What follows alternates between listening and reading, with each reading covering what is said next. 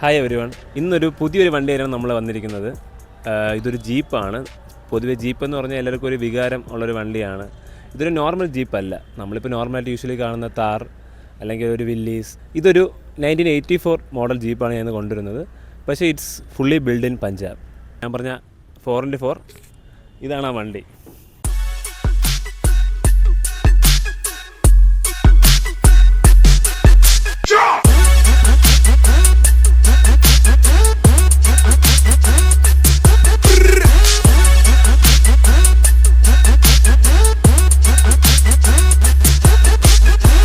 Okay, let's go.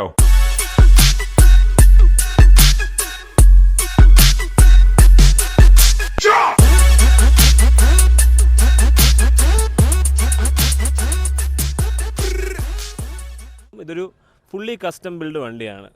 നോക്കിക്കഴിഞ്ഞാൽ bumper off road metal ബമ്പേഴ്സാണ്. Winch കാണാം. ഫോഗ് ലാമ്പ് പ്രൊജക്ടേഴ്സാണ്. പിന്നെ ഇങ്ങോട്ട് വന്നാൽ നിങ്ങൾക്ക് ഇൻ്റർകൂളർ കാണാം. ഇത് അഡീഷണൽ ആണ്. യുണീക്ക് സാധനങ്ങളൊക്കെ ഉണ്ട്. മിറേഴ്സ് ഒന്നും അവിടെ അല്ല. മിറേഴ്സൊക്കെ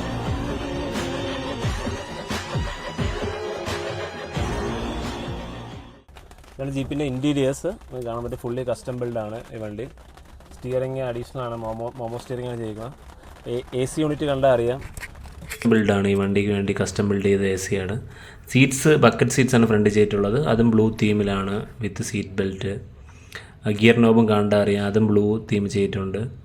പിന്നെ ബാക്കിൽ റിയർ സീറ്റ് ഇനോവയുടെ 3rd റോ സീറ്റാണ് റിയർ യൂസ് ചെയ്തിട്ടുള്ളത്. ഇനി നമുക്കൊന്ന് റൈഡ് എടുത്ത് നോക്കാം.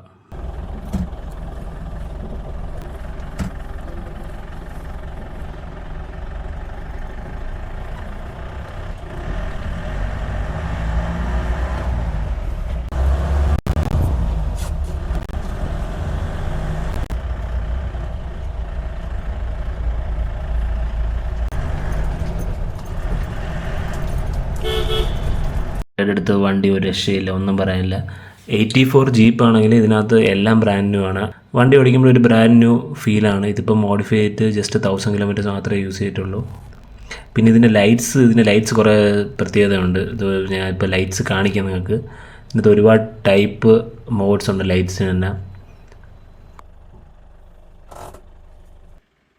ലൈറ്റിംഗ് ഒരു രക്ഷയില്ലാത്ത ലൈറ്റിംഗാണ്. ഇത് എവിടെ കൊണ്ടിറക്കിയാൽ ആൾക്കാർ നോക്കി പോകും. അങ്ങനത്തെ ടൈപ്പ് ലൈറ്റിംഗ് ആണ്. ഇത് ഫുള്ള് പഞ്ചാബാണ് ഫുൾ ബിൽഡ് ചെയ്ത കോസ്റ്റ് എന്ന് പറഞ്ഞാൽ 8 lakhs ആണ്. 8 lakhs ജസ്റ്റ് മോഡിഫിക്കേഷൻ മാത്രം. ഇതിപ്പോൾ കറൻറ്റ്ലി ഓൺ സെയിലാണ് ബാംഗ്ലൂർ ലൊക്കേഷൻ. ഇതിപ്പോൾ നിങ്ങൾക്ക് ഇൻട്രസ്റ്റ് ഉണ്ടെങ്കിൽ ഞാൻ എൻ്റെ ഇൻസ്റ്റാഗ്രാം അക്കൗണ്ട് ഡിസ്ക്രിപ്ഷനിൽ കൊടുക്കാം. നിങ്ങൾക്ക് DM ചെയ്യാം.